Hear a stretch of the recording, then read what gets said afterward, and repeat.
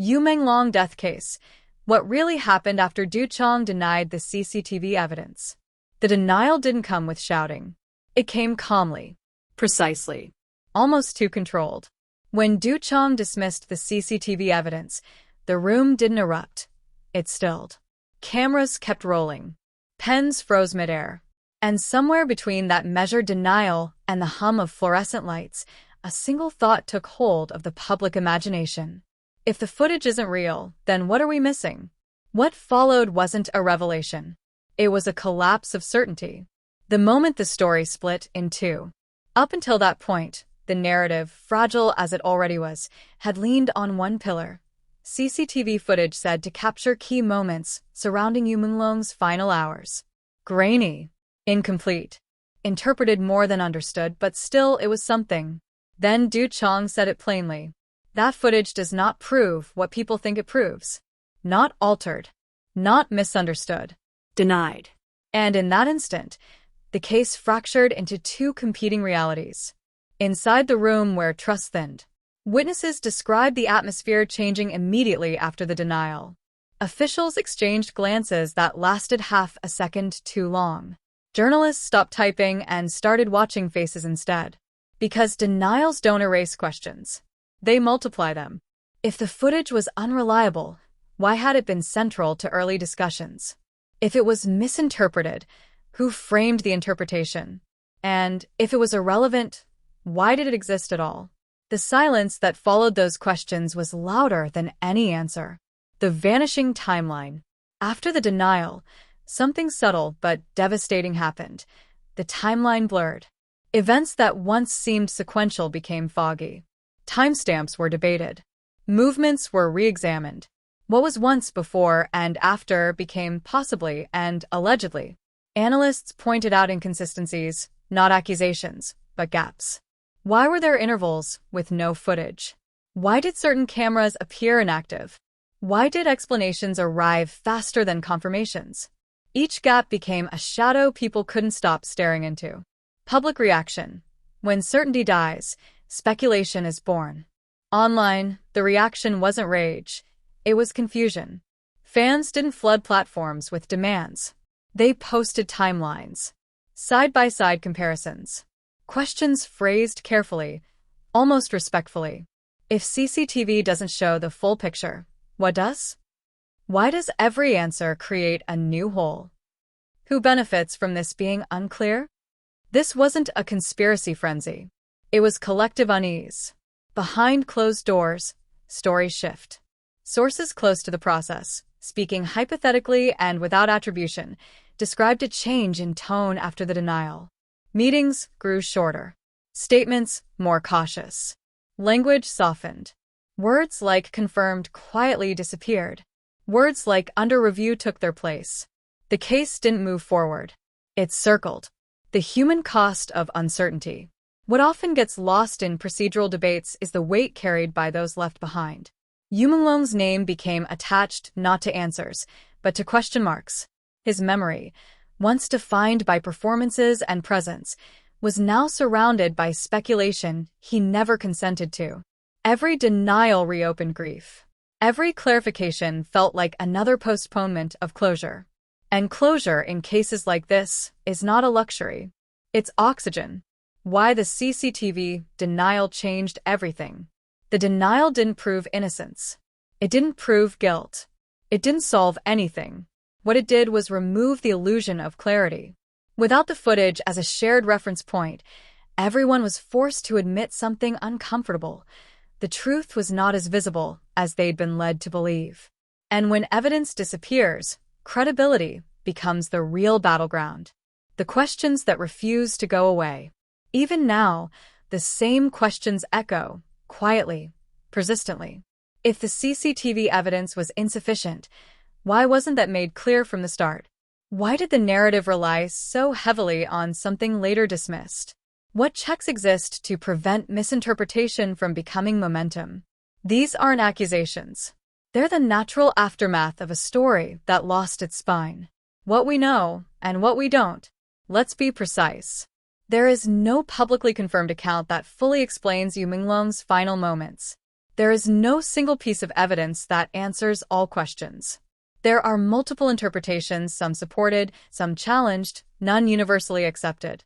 And that uncertainty is the only verified constant. The final scene, a case left open. After Du Qiang's denial, the case didn't explode. It faded into complexity. No dramatic confession. No cinematic twist. Just layers, procedure over emotion, statements over clarity, time stretching without resolution. And perhaps that's the most unsettling part. Not that something is hidden, but that something important may never be fully seen. Closing thought. When CCTV evidence is denied, the screen doesn't go dark. It reflects us back to ourselves, our assumptions, our need for certainty, our discomfort with unanswered questions. Menglong deserves more than speculation.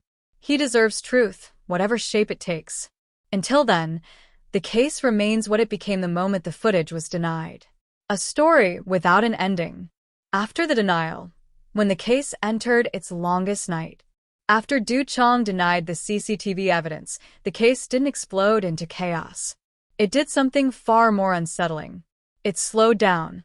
Meetings ended without conclusions. Press briefings shortened. Language grew cautious, padded with phrases that sounded safe, but said very little. The case didn't advance. It hovered, suspended in a space where certainty could no longer survive. And in that space, the questions grew sharper. The hours after the statement. Those who were present that day describe a strange aftermath. Phones buzzed, but no one answered them immediately. Officials gathered papers they no longer seemed confident about. Journalists didn't rush for exits. They stayed, watching faces, reading the room for meaning that words had failed to provide. Because a denial like that doesn't close doors. It quietly unlocks others. If the CCTV footage wasn't reliable, then the timeline built around it weakened. If the timeline weakened, then assumptions attached to it drifted loose. And once assumptions drift, everything has to be re-examined. That re-examination didn't happen publicly, which only deepened the unease. The evidence that stopped speaking. In cases like this, evidence usually talks. It points. It anchors narratives. But after the denial, the evidence went silent. Footage that once carried weight became ambiguous. Timestamps were suddenly context-dependent. Angles mattered. Gaps mattered more. People began to realize something chilling. They had been looking at fragments and calling it a picture. Without the CCTV as a shared reference, everyone was standing on different ground, each interpretation isolated, none strong enough to stand alone. A public left outside the room. What followed was an outrage. It was distance. The public wasn't given new clarity. They were given fewer details. Statements became more general. Updates less frequent. The case felt like it had moved behind a curtain, not hidden, but buffered. Fans noticed. Why does it feel like we're being slowly backed away from the truth? Why does every update say less than the one before? These weren't accusations. They were reactions to absence. The emotional toll of an unfinished story. For those who cared about Menglong, not as a headline but as a person, the uncertainty became its own form of grief. Grief wants shape. It wants an ending. It wants a place to rest. But this case offered none. Every denial reopened the wound. Every clarification felt temporary.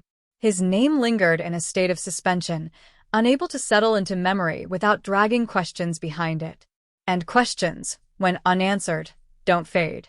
They echo. Why the denial matters more than any rumor.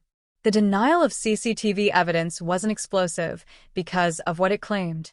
It was explosive because of what it removed. It removed the illusion that there was a single, observable truth everyone could agree on. It exposed how much confidence had been placed in partial visibility. And once that illusion was gone, the case became something else entirely, not a story of evidence, but a story of process. Who decides what counts? Who interprets first? Who corrects later? And who lives with the consequences in between? The quiet shifts no one announced. Subtle changes followed. Language softened. Phrases like conclusive disappeared. Further review became a refrain. Nothing dramatic was said, but everything felt provisional. That's when people started to understand. The case wasn't being rewritten. It was being held in place by caution, by procedure, by the risk of saying too much or too little. The weight of what wasn't said. Sometimes, what defines a case isn't the evidence presented. It's the evidence no one speaks about anymore. After the denial, certain lines of discussion simply stopped. Not addressed, not refuted, just avoided. And avoidance has a gravity of its own. It pulls attention. It raises suspicion, not because it proves wrongdoing, but because it disrupts trust. Where the case now exists. Today, the menglong case exists in a difficult space. Not resolved, not dismissed, not fully explained. It lives between official language and public memory, between procedure and pain. A place where facts are cautious and emotions are raw. And at the center of it all is a denial that changed the direction of everything, not by revealing truth, but by reminding everyone how fragile truth can be when filtered through incomplete lenses. The final image. Imagine a screen paused mid-frame. Not black, not clear, just frozen. That's where the case remains. And until clarity replaces caution, the story will continue to be told not in answers, but in the long shadow cast by a single sentence.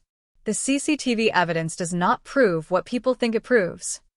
What comes after that is still unfolding, quietly, uncomfortably, and very much unfinished.